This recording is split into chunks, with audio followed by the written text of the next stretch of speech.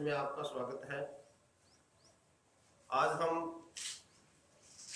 भागफल संक्रिया की तीसरी विधि द्विघात विधि करेंगे, जिसमें द्विघात विधि से भागफल और शेषफल ज्ञात करना। मैं क्वेश्चन ले रहा हूँ 1234 भाग 42। सबसे पहले हमें इसमें क्या करना है कि जो भाजक है, भाजक 42 में हमें एक ध्वजांक और एक मुख्य अंक का निर्धारण करना है। तो इसमें हम जो इकाई का अंक है वो ध्वजांक होगा और जो दहाई का अंक है वो होगा हमारा मुख्यांक। मुख्यांक आएगा 4। सबसे पहले हम ध्वजांक और मुख्यांक का निर्धारण करेंगे भाजक में से। इसके बाद में हम इस प्रश्न के यहाँ 3 खंड बनाएंगे। पहले खंड में ऊपर ध्वजांक लिखेंगे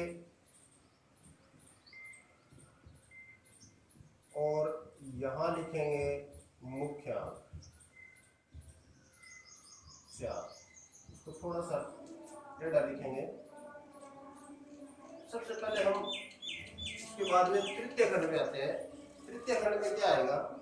तृतीय खंड में जो हमारा भाज्य है उसका एक अंक 4। जितने ध्वजांक में अंक है उतने ही तृतीय खंड में आएंगे। बाकी के जो है इसको हम थोड़ा थोड़ा दूर लिखेंगे, बीच में थोड़ा सा गैप देना है। इसके बाद इस तरीके से हम इस प्रक्रिया को आगे प्रारंभ करते हैं। पहले हमें क्या करना है कि एक भाज्य का एक अंक मुख्य अंक का भाग लगाना है। 1 में 4 का भाग जाता नहीं है, तो हम क्या करेंगे, फिर दूसरा अंक ले लेंगे। ये बन जाएगा 12। 12 में 4 का भाग लगाएंगे। भागफल आएगा 3 और शेषफल आएगा 0।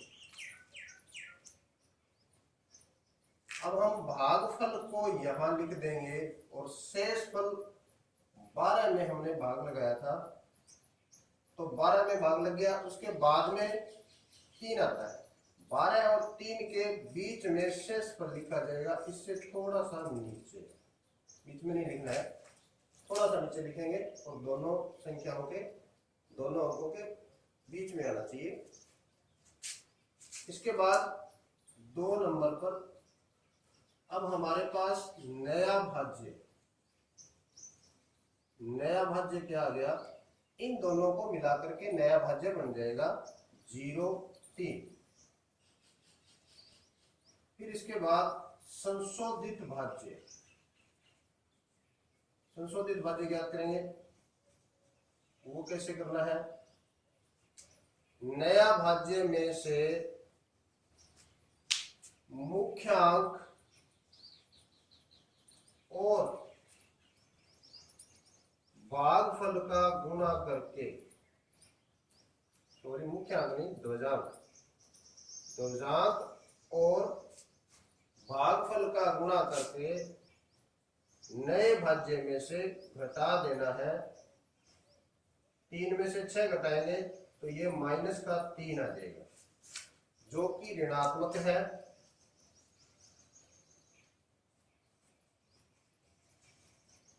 ऋणात्मक जब आ जाए तो यहाँ इसको निरस्त कर देंगे। ये प्रक्रिया है हमारी, यहाँ निरस्त, इस प्रक्रिया को निरस्त कर देंगे। और इसके बाद हम क्या करेंगे, 3 नंबर जब माइनस आ गया तो प्रक्रिया निरस्त हो गई। निरस्त होने के बाद में हम पुनः यहीं आ जाएंगे 12 में 4 का भाग फिर लगाना है। अब हम भागफल 3 पर नहीं जाएंगे, अब हम भागफल 1 इससे कम जाएंगे, भागफल 2 पर जाएंगे। शेषफल आएगा 4। जब 12 में 4 का भाग लगाएंगे, अब दो तक ही लगाना है, हमें ये नहीं देखना कि हम 3 पर पूरा पूरा भाग जा रहा है। 3 पर से हमने जो संशोधित भाग जा रहा था वो ऋणात्मक आ गया। इसके बाद में हम भागफल 2 पर जाएंगे, शेषफल आएगा 4। अब हम इसको यहां से हटा देंगे, भागफल 2 लिख देंगे और शेषफल को यहां लिख देंगे 4। नया भाज्य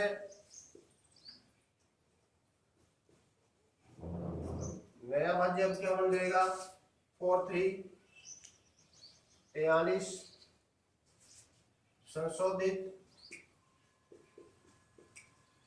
संशोधित भाज्य में क्या करना है, संख्या नया भाज्य 43 में से हम ध्वजांक और भागफल का गुणा करके घटा देंगे। 43 माइनस 4 बराबर 39। अब हम भाग किसमें लगाएंगे, संशोधित भाज्य में। भाग है हमेशा ही संशोधित भाज्य में लगाना है। सबसे पहला जो भाग है वो केवल अंकों में लगाया जाएगा, जो हमारा पहला अंक है उसमें।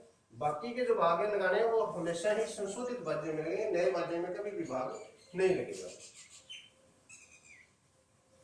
अब 39 में भाग लगाएंगे, भाग मुख्य अंक का लगाना है, भागफल आएगा 9 और शेषफल आएगा 36 और 3 शेषफल। 39 में 4 का भाग हमेशा मुख्य अंक का लगेगा। अब 9 को यहां लिख देंगे और जो शेषफल आएगा उसको इस अंक और इस अंक के बीच में, इससे पहले नहीं लिखना है, इसके बाद में लिखेंगे, तो ये आ जाएगा 3 यहां लिख देंगे। अब नया भाज्य क्या बनेगा, 3 और 4 34। अब हमें संशोधित भाज्य नहीं ज्ञात करना है, जब अंतिम अंक से पहले हमारे पास शेषफल लिख लिया जाए तो उसके बाद में हम अंतिम शेषफल लिखेंगे। भाग हमारा यहाँ खत्म हो गया है, अंतिम शेषफल आपको ज्ञात करना है। यहाँ संशोधित भाज्य आया था, लेकिन यहाँ हम अंतिम शेषफल है। अंतिम शेषफल प्रक्रिया वही है, 34 माइनस ध्वजांक और 2 × 9 बराबर 34 माइनस 18। 34 में से 18 घटा देंगे, आ जाएगा 16। ये अंतिम शेषफल है, इसको हम यहां लिख देंगे, इसको पूरा ही लिख देना है। 34 माइनस 2 × 9 बराबर 16।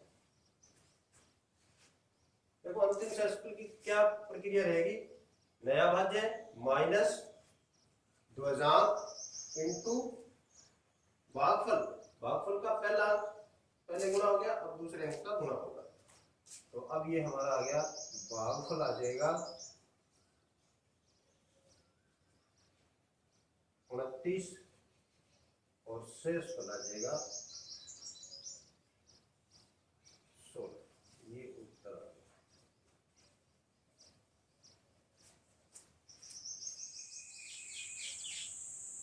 ये प्रश्न ले रहे हैं आप, 4532 भाग 112। भाजक 112 है, मुख्यांक और ध्वजांक। इसमें सबसे आसान विधि यही है कि आप ध्वजांक को एक ही अंक लें। अगर हम ध्वजांक 2 अंक लेते हैं तो हमारा जो अंतिम शेषफल या संशोधित संशोधित भाज्य ज्ञात करने की प्रक्रिया है वो थोड़ी बदल जाएगी, जो कि थोड़ी सी मुश्किल है। तो मैं यहाँ आपको द्वजांक में केवल एक ही अंक लूंगा और मुख्य अंक में 2 अंक लूंगा। मुख्य अंक में 11 और द्वजांक में 2, एक ही अंक ले रहे हैं। अब हम पुनः उसी रूप में द्वजांक लिख देते हैं 2 और मुख्य अंक लिख देते हैं 11। इससे क्या होगा कि भाज्य का एक ही अंक यहां लिया जाएगा, बाकी जो 3 अंक है 4, 5 और 3 ये अपने मध्य खंड में आ जाएंगे। प्रक्रिया वही शुरू करनी है। पहला 4 में तो 11 का भाग जाता नहीं है, तो हम किस में लगाएंगे? 45 में। 45 भाग 11 भागफल 4 पर जाएगा और शेषफल 11 चौके 44 और 1। भागफल को यहां लिख देंगे और शेषफल इन दोनों अंकों के बीच में यहां थोड़ा सा नीचे लिख देंगे। 2 नंबर पर नया भाज्य क्या बन गया? नया भाज्य 13। संशोधित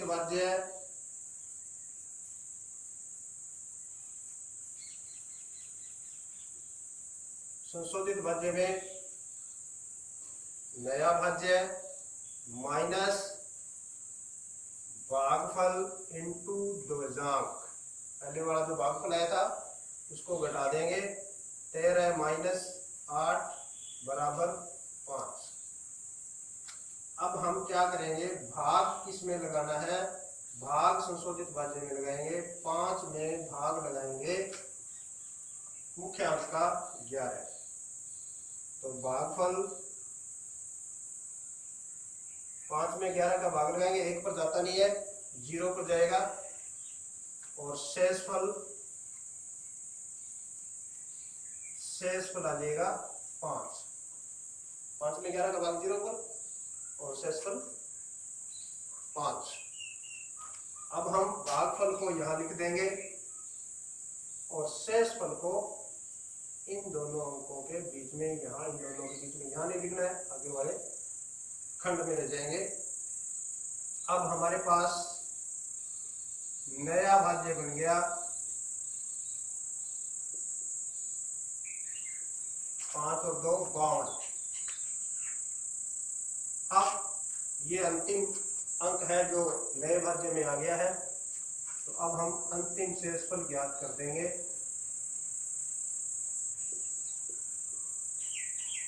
अंतिम शेषफल में 52 नए भाज्य में से क्या घटाना है?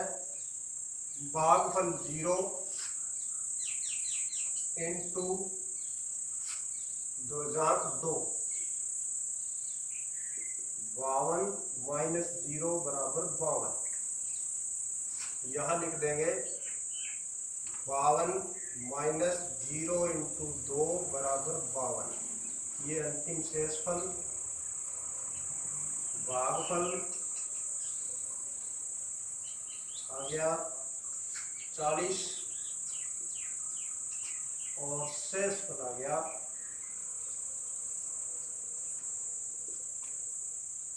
52। ये है द्वजांक विधि। इस विधि से हम इस प्रकार से सवाल है वो हल कर सकते हैं। आशा करता हूं कि आपको विधि समझ में आ गई होगी।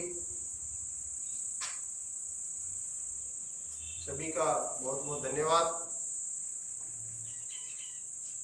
वीडियो को ध्यान से देखें, लाइक करें, शेयर करें, कमेंट करें।